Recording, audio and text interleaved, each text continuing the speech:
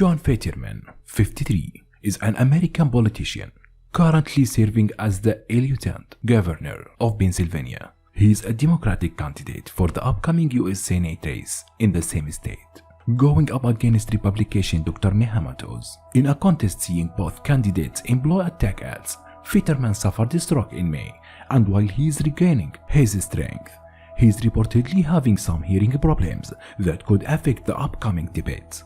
He earns $217,000 annually from his state governorate salary and has an estimated net worth $800,000 per celebrity net worth.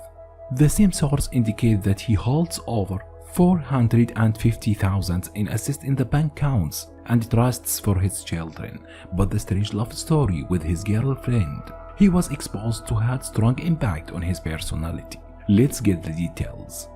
An unconventional love story. If he wanted a more positive date, Fetterman would add 66908 to note when he both became a husband and learned he would be a father.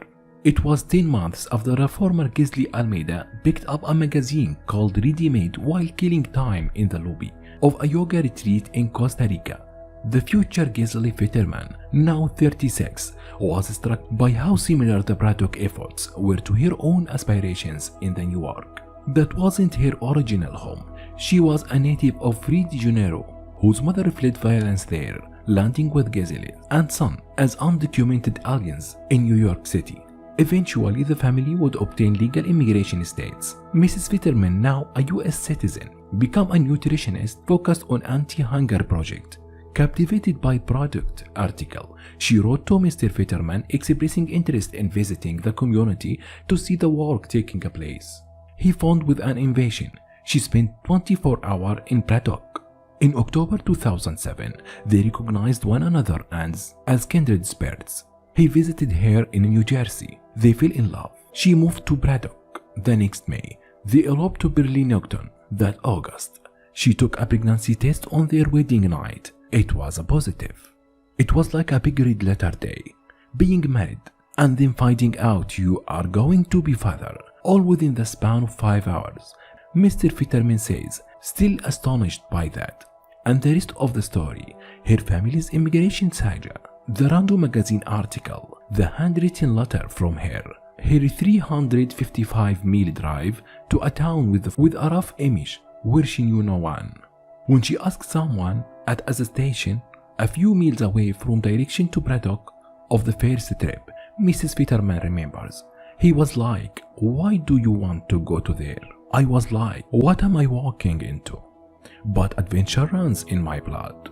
At the end of the day on which she met Mr. Fetterman, she curled up on a sofa in his home. Instead of using the hotel room, she'd booked meals away. She was among dozens of people the mayor had hosted at the reception that evening after Quantum at nearby Braddock Grange Library. She felt comfortable spending the night platonically after staying up late talking. I just remember thinking this was a very good person. She said of her first impression, "I just think there is an unapologetic authenticity about him."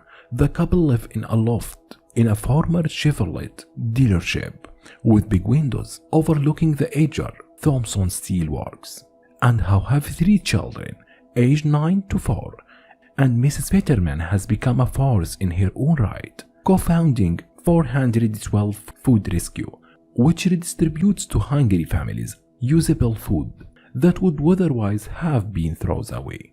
Welcome to Trends Inspector.